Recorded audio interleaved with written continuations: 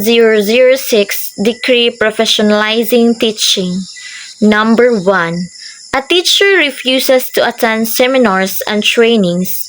What does PD 1006 say about continuing education? According to PD 1006, Section 2, Declaration of Policy, teacher education shall be given primary concern and attention by the government and shall be of the highest quality. This implies that teachers have the duty to pursue continuous professional development to maintain and enhance their skills. Refusing to attend seminars and trainings goes against the spirit of professional growth expected of teachers. Teachers are ethically responsible to engage in learning opportunities to better serve their students and uphold the standards of the profession. Number 2. A principal hires an unlicensed teacher because they are a relative. Is this legal? According to PD 1006, Section 15, Prohibition, no person shall engage in teaching unless he or she holds a valid professional teacher certificate. Hiring an unlicensed teacher, even if they are a relative, is illegal. It violates the law's requirements that only licensed professionals may practice teaching. Licensed teachers have the right to work in a profession protected by law, and the duty of school administrators is to uphold this legal. Number 3. A teacher performs administrative work but no longer teaches. Does PD 1006 still apply? According to PD 1006, Section 3, Letter B, the term teachers includes those performing supervisory and administrative functions in schools. Therefore, even if a teacher is doing administrative work, the law still applies. They are entitled to the rights, privileges, and responsibilities of a professional teacher, including ethical practice and continuing education obligations.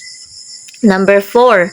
How does PD 1006 define teaching as a noble profession? According to PD 1006, Preamble and Section 2, teaching is recognized as a profession because teachers are potent forces in nation building through shaping students' moral character, discipline, and efficiency. The law elevates teaching as a noble and dignified profession by emphasizing the essential role of teachers in developing responsible and skilled citizens. This noble status also entails ethical responsibilities, lifelong learning, and dedication to the students' welfare. Number 5. What rights and responsibilities does PD 1006 grant to licensed teachers? According to PD 1006, Sections 5 and 12, licensed teachers have the right to practice their profession, receive professional recognition, register as professionals, and be protected under the law.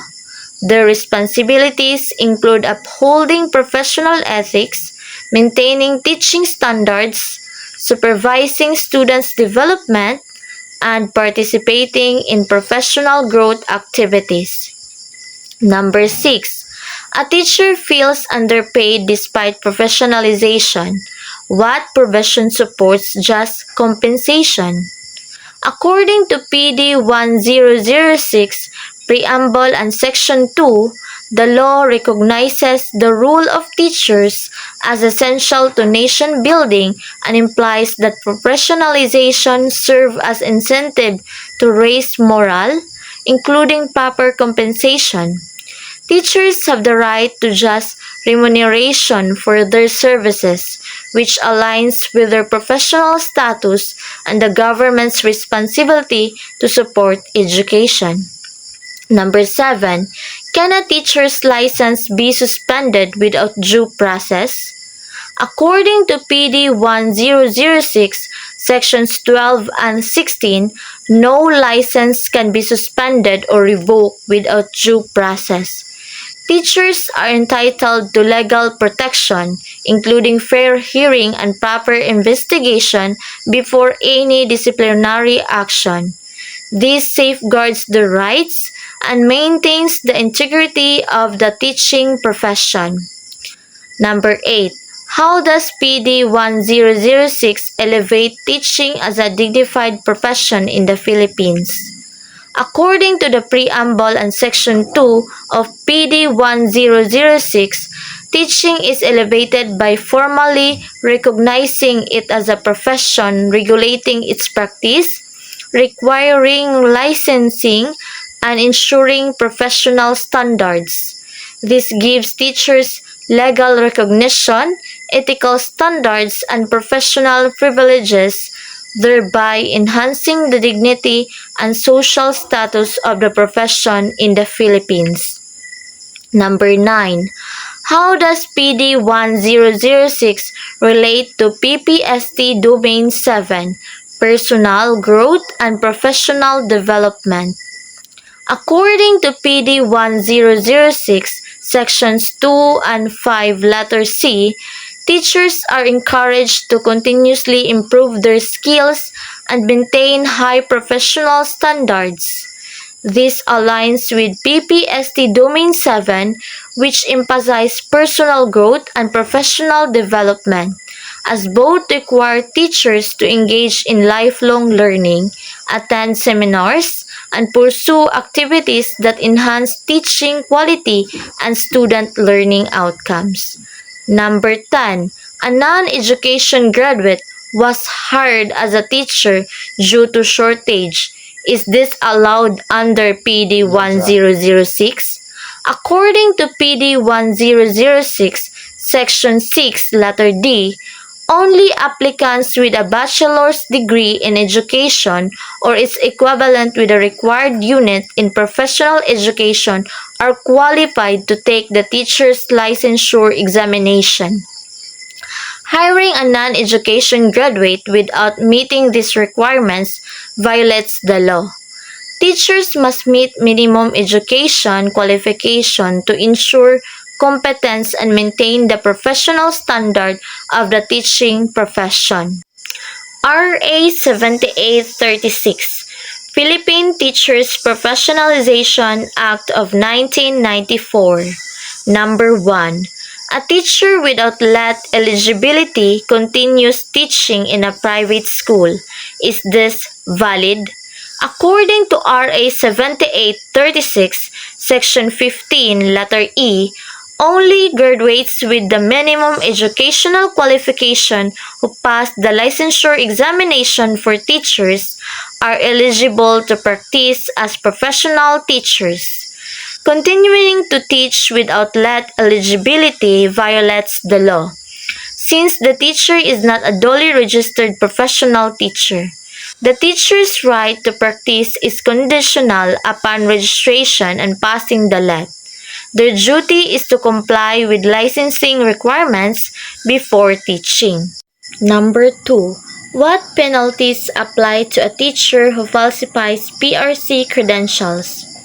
According to RA 7836, Section 26, presenting falsified credentials to the Professional Regulation Commission or PRC constitutes a serious violation. The teacher may face revocation of license, disqualification from teaching, and legal prosecution. The law ensures the integrity of the teaching profession, and teachers have the ethical responsibility to be honest and truthful in all official documents. Number 3. A teacher refuses to renew their PRC license. What are the consequences? According to RA 7836, Section 26, a valid professional license is required to practice. Failure to renew the license renders the teacher unregistered, and therefore they cannot legally engage in teaching. The law protects the public by ensuring that only qualified, licensed teachers teach students. Teachers have the duty to maintain their license to uphold professional standards. Number 4. How does RA 7836 protect the integrity of the LET? According to Section 15 and Section 26, only qualified graduates can take the LET, and only passing examinees can practice. This ensures that teachers meet minimum competence standards. The LET protects students, schools, and the professional by verifying teacher knowledge and qualifications, which is an ethical responsibility of both the teacher and the PRC. Number 5. Can a teacher be assigned to teach outside their specialization? According to RA 7836, Section 15, letter E, teachers must have a degree relevant to the level or subject they teach. Assigning a teacher outside their specialization is not allowed, except in special circumstances, for example, shortage of teachers, and must comply with Section 26 provision and special permits. The teacher's duty is to teach competently within their qualification. Number 6. A teacher migrates abroad and asks if their license is recognized. What provision applies? According to RA 7836, Section 26, the license is valid in the Philippines. Recognition abroad depends on the host country's regulations. Teachers have the right to practice in the Philippines but must check foreign credential recognition for international teaching. This encourages professionalism and global mobility of Filipino teachers. Number 7. How does RA 7836 strengthen teacher quality and competence? According to Section 15 and Section 26, RA 7836 ensures that only graduates with proper qualifications and passing the LET can teach. It also requires professional development for teachers who have been inactive for over 5 years. These provisions raise teacher quality, maintain standards, and promote continuous learning, linking competence directly to licensure. Number 8. What remedies are available if a teacher's license is wrongfully suspended? According to RA 7836, Section 26, a teacher has the right to due process before any suspension or revocation. Remedies include appealing to the PRC or the Professional Regulatory Board, requesting a review, or filing legal action. This ensures protection of teachers' rights while upholding professional standards. Number 9. How is ethical conduct linked to professional licensing under RA 7836? According to Sections 15 and 26, ethical conduct is a requirement for maintaining registration and licensure. Teachers must adhere to professional and moral standards. Violations such as falsification of credentials or misconduct can lead to license revocation or suspension. The law ties ethics directly to legal and professional accountability. Number 10. How does RA 7836 support the PPST framework for teacher quality? According to RA 7836, Sections 15 and 26, the law sets standards for teacher education, licensure, and professional development. These align with the Philippine professional standards for teachers by ensuring that teachers have the necessary knowledge, skills, and ethical competence. It provides a legal foundation for quality teaching, continuous learning, and professional growth. RA 6713, Code of Conduct for Public Officials and Employees. Number 1. A teacher accepts a gift from a student's parent. Is this ethical? According to RA 6713, Section 3, letter C, and Section 7, letter D, A public official or employee shall not solicit or accept gifts, gratuities, or favors from any persons in connection with their official duties. Acceptance of gifts from students' parents may create a conflict of interest or the appearance of favoritism. Number 2. A teacher publicly criticizes school leaders on social media. Does this violate RA 6713? According to RA 6713, Section 4, letter C, justness and sincerity, public officials and employees shall act with respect, justice, and sincerity, avoiding acts contrary to public order or good morals. Publicly criticizing school leaders in a disrespectful or malicious way may undermine professional integrity. Number 3. A teacher uses school materials for private tutoring. What ethical rule applies? According to RA 6713, Section 4, letter A, commitment to public interest, public officials must use government resources efficiently and for official purposes only. Using school materials for personal gain constitutes misuse of public resources. Number 4. Can a teacher hold a political position while in active service? According to RA 6713, Section 7, letter B, outside employment and related activities, public official cannot engage in outside employment or hold positions in private enterprises or political offices that may conflict with their official duties during incumbency. Number 5. A teacher plays favorites with certain students. Is this allowed? According to RA 6713, Section 4, letter C, justness and sincerity, public official must act justly and refrain from discrimination.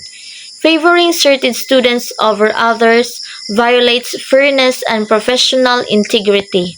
Number 6. A teacher is offered a promotion in exchange for favors. What principle is violated? According to RA 6713, Section 7, letter D, solicitation or acceptance of gifts, accepting or offering favors for personal gain constitutes bribery and undermines the principle of public trust. Number 7. How does RA 6713 ensure accountability and transparency in the teaching profession?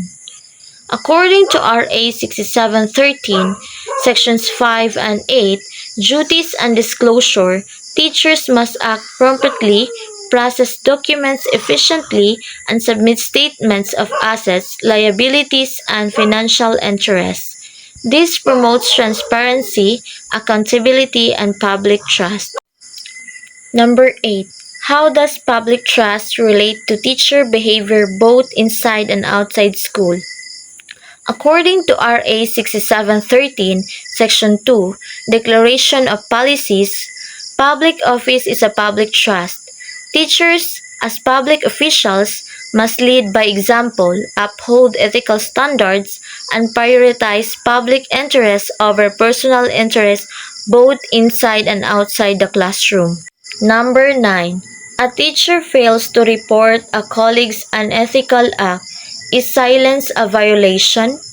According to RA 6713, Section 4, letter A, commitment to public interest, and Section 12, enforcement, failure to report unethical acts may contribute to misuse of office and undermine accountability. Teachers have an ethical duty to act in the public interest. Number 10. How does RA 6713 reinforce PPST Domain 6, Community Linkages and Professional Engagement? According to RA 6713, through Sections 4, letter E, responsiveness to the public, and 5, duties promotes active engagement with stakeholders, consultation with the community, and provision of transparent, quality service. This aligns with PPST Domain 6, which emphasizes collaboration, communication, and accountability with the community. RA 4670, Magna Carta for Public School Teachers. Number 1. A teacher is transferred to another school without prior consultation. What right is violated? According to RA 4670, Section 6, teachers cannot be transferred without their consent except for agencies of service. The main idea is that arbitrary transfers violate the teacher's right to security of tenure and personal stability. The teacher's right involved is the right to appeal the transfer and to be reimbursed for transfer expenses if the transfer is approved. Number 2. A teacher works overtime without compensation. What provision applies? According to RA 4670, Sections 13 and 14, teachers who render work beyond 6 hours per day must be paid at least 25% of their basic pay for the excess hours. The violation is denial of due remuneration for extra work. The teacher's right involved is the right to additional compensation for overtime work. Number 3. How does RA 4670 ensure teacher protection against unjust dismissal? According to RA 4670, Sections 5 and 8, teachers enjoy stability of employment and security of tenure, and administrative charges must follow due process. The law ensures no teacher can be dismissed without proper notice, access to evidence, opportunity to defend themselves, and appeal. The teacher's right is security of tenure and protection against arbitrary dismissal. Number 4. A teacher faces health problems due to overwork. What benefit applies?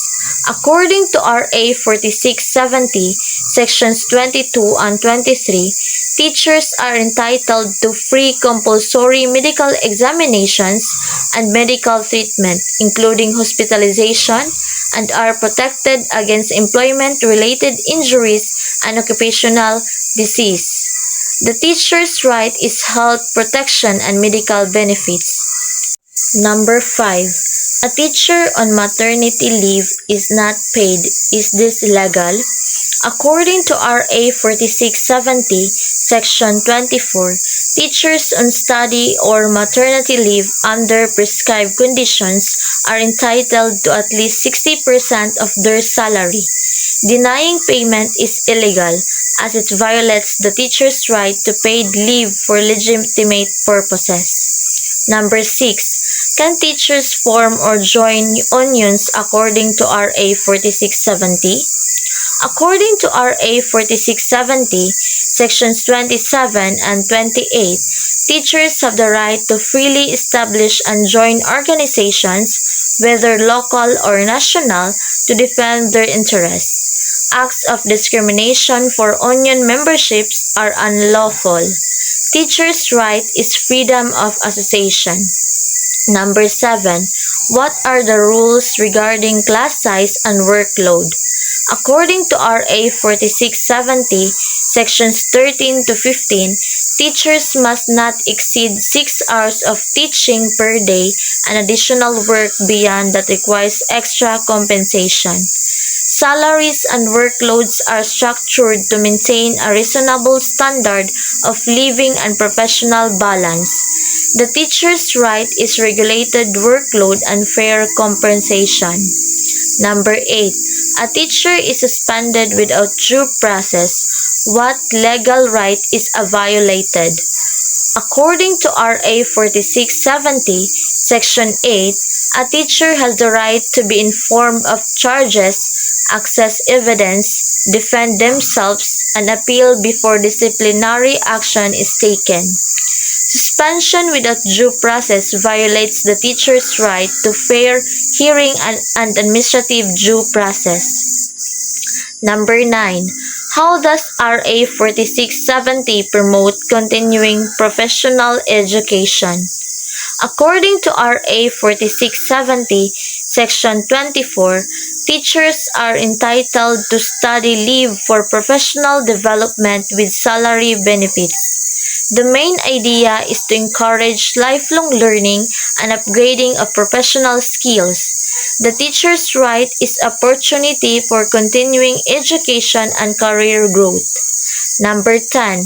How does RA 4670 support PPST's emphasizes on teacher welfare and growth?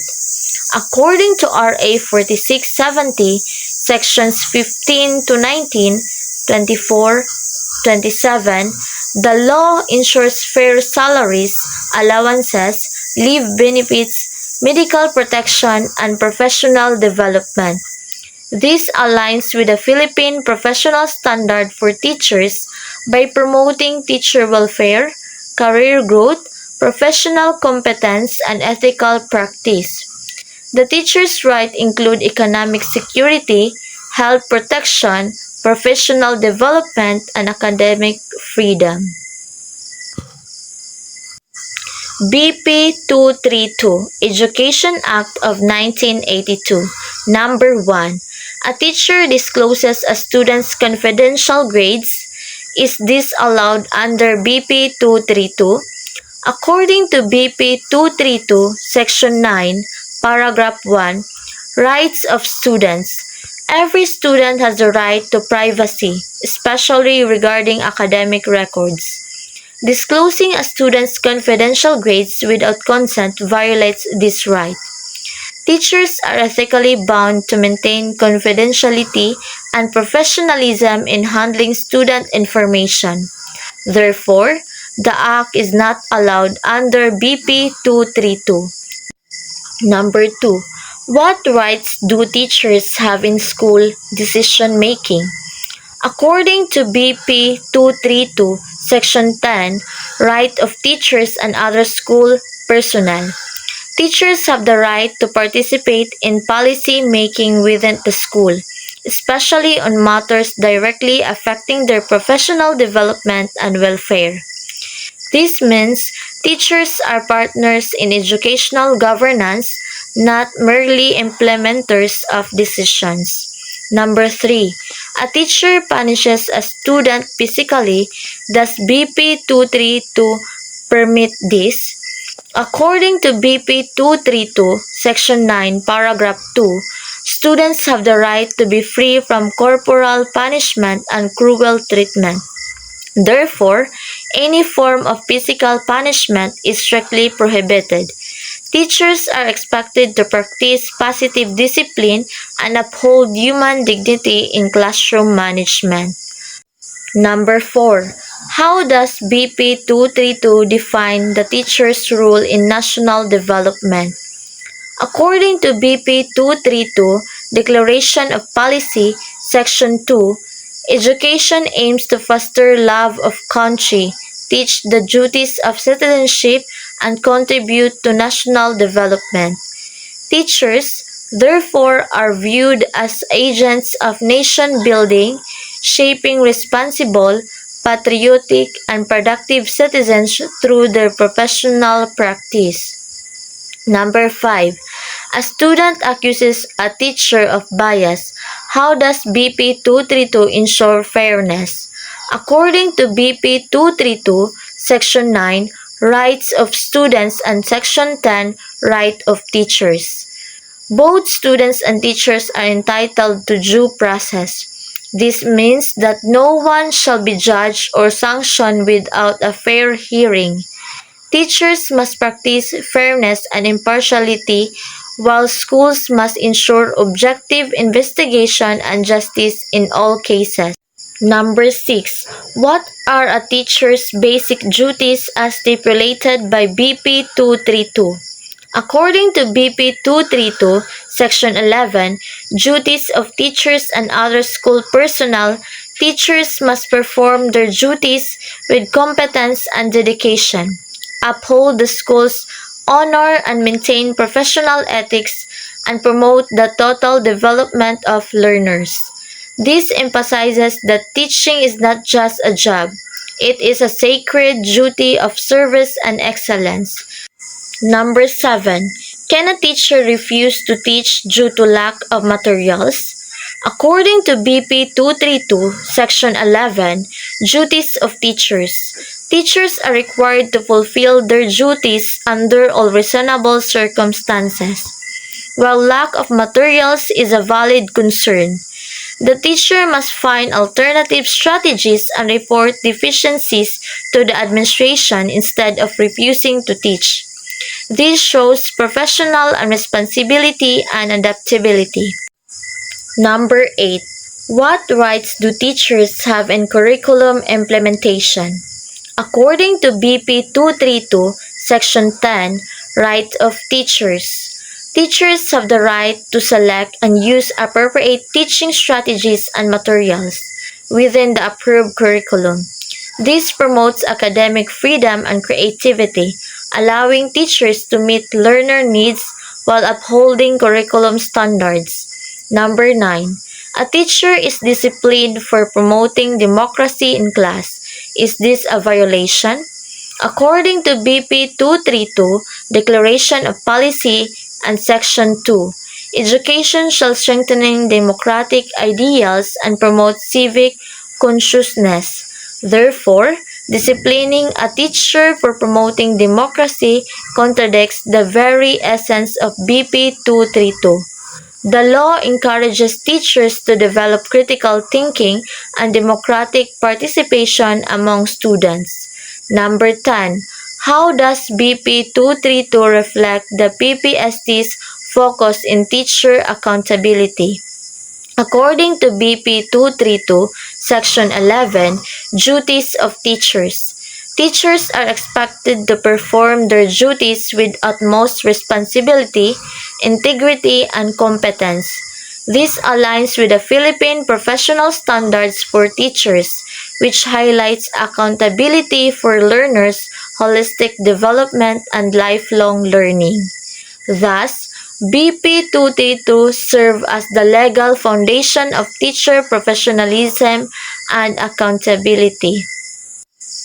RA 1091-2, Continuing Professional Development or CPD Act of 2016. Number 1.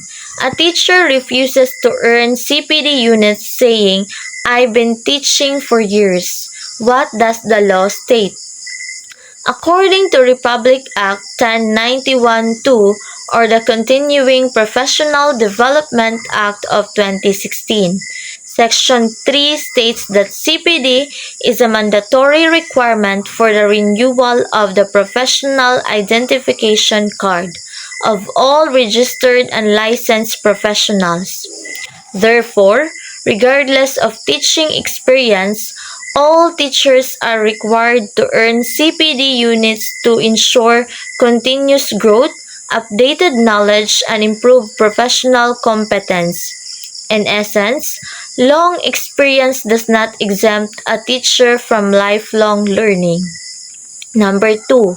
A teacher complains that CPD seminars are expensive. Can they refuse compliance? According to Section 4 of RA 1091-2, compliance with CPD is part of a teacher's legal and ethical obligation as a professional. While the law acknowledges practical challenges, refusal to comply is not justified. The Professional Regulation Commission or PRC allows flexibility by accrediting affordable and online CPD programs. Therefore, while cost is a valid concern, non-compliance remains a violation of the law. Number 3. How does RA 1091-2 encourage lifelong learning among teachers? According to the Declaration of Policy under Section 2 of RA 1091-2, the state recognizes the importance of lifelong learning to maintain and enhance professional competence. For teachers, this aligns with the principle of continuous improvement and personal development. Thus, The law encourages educators to pursue updated methods, new skills, and innovative teaching practices for quality education delivery. Number 4. What are the penalties for renewing a PRC license without CPD compliance? According to the implementing rules and regulation of RA 1091-2, renewal of a professional identification card without earning the required CPD units may result in the non-renewal or temporary suspension of the license. The PRC may grant a temporary exemption under special circumstances, but habitual non-compliance is subject to disciplinary action. Hence, teachers must comply before license renewal to continue teaching legally. Number 5. A teacher claims their informal training abroad should count as CPD. Is this possible? According to Section 10 of the IRR of RA 1091-2, informal learning, including seminars or training abroad, may be credited if it is properly validated and accredited by a CPD council. The teacher must submit supporting documents for evaluation. Therefore, informal training can count, but only when approved by the proper accrediting body. Number 6. How does the CPD law connect to PPST Domain 7 on professional growth? According to the Philippine Professional Standard for Teachers, Domain 7, teachers must engage in professional reflection and lifelong learning to improve practice. RA 1091-2 supports this by institutionalizing CPD as a structured way to ensure continuous improvement. Thus, both the law and the PPST emphasize the teacher's duty to grow professionally and adapt to changing educational needs. Number 7. A teacher says CPD is only for newly hired teachers. Is this true? According to RA 1091-2, CPD applies to all registered professionals regardless of tenure or possession. It is not limited to newly hired teachers. Even experienced educators must continue to develop their competencies. Therefore, CPD is a shared obligation among all teachers in the profession. Number 8. Can a school sponsor CPD programs to help its teachers? According to Section 11 of the IRR of RA 1091-2, institutions and organizations may become CPD providers once accredited by the PRC. Hence, schools can indeed sponsor CPD programs or partner with accredited providers to assist their teachers in fulfilling CPD requirements. This promotes collaboration and shared responsibility for professional growth. Number 9. How does RA 1091-2 ensure teachers stay updated with global trends? According to the policy of RA 1091-2, CPD aims to enhance competencies that are aligned with national and international standards.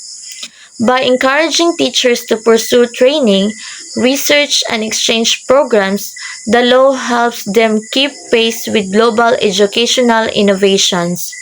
In this way, RA 1091 strengthens the global competitiveness of Filipino teachers. Number 10. As a future teacher, how will you comply with the CPD law to remain competent? According to RA 1091, it is my duty as a professional teacher to uphold continuous learning. I will comply by attending accredited CPD seminars, workshops, and online training that improve my teaching skills, classroom management, and assessment practices. As a future educator, I view CPD not as a burden, but as a pathway toward excellence, ethical practice, and lifelong growth. Teachers as persons in authority. Number 1. A teacher stops a fight and is attacked by a student. what legal protection applies. According to Commonwealth Act Number 578, teachers are considered persons in authority. Therefore, any assault or attack on them while performing their duties is punishable under Article 148 of the Revised Penal Code as direct assault. This means the student can face criminal charges for attacking a person in authority. The law protects teachers who act to maintain peace and discipline in school. Number 2. A student verbally insults a teacher. Can the teacher file a case? According to Article 152 of the Revised Penal Code as amended by Commonwealth Act Number 578, a teacher is a person in authority. Verbal insult or defamation toward a teacher may constitute direct assault or grave oral defamation depending on the severity. Therefore, the teacher has the right to file a complaint and seek legal protection from such disrespectful behavior. Number 3. A parent harasses a teacher after a failing grade. What protection applies? According to Commonwealth Act Number 578, teachers are persons in authority. Any form of harassment, threat, or physical or verbal attack against them, especially when related to their official duties, is considered an offense under the Revised Penal Code. Teachers are protected when performing their lawful functions, including the fair evaluation of student performance. Number 4. A teacher disciplines a student and is accused of child abuse. What's the boundary? According to Republic Act Number 7610, teachers must exercise discipline consistent with child protection laws and avoid physical or degrading punishment. However, under Commonwealth Act Number 578, teachers are persons in authority and have the right to impose reasonable disciplinary measures. The key boundary is that discipline should be corrective, not abusive.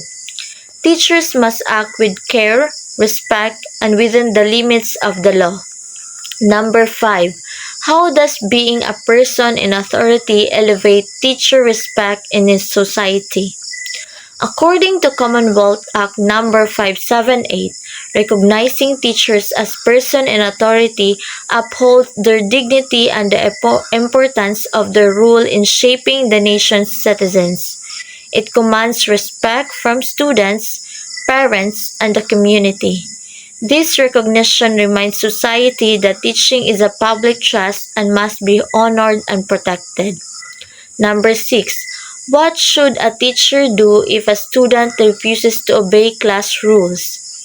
According to Commonwealth Act Number 578, teachers, being persons in authority, have the legal and moral right to enforce reasonable school and classroom rules.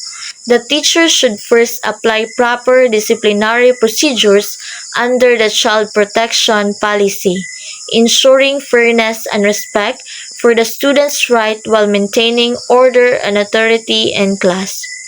Number 7. A student destroys school property. What action can a teacher take? According to the Civil Code and Commonwealth Act Number 578, the teacher as a person in authority may report the incident to school officials and recommend appropriate disciplinary measures. The student may also be required to repair or replace the damaged property. The teacher acts within legal authority to uphold accountability and protect school property. Number 8. What are the consequences of disrespecting a teacher under the law? According to Article 148 and Article 152 of the Revised Penal Code as amended by Commonwealth Act Number 578, showing disrespect, using force, or insulting a teacher performing official duties constitutes direct assault against a person in authority. This offense carries penalties of imprisonment or fines. emphasizing that respecting a teacher is not a trivial act but a violation of law and order. Number 9. Can a teacher be punished for protecting themselves during a confrontation?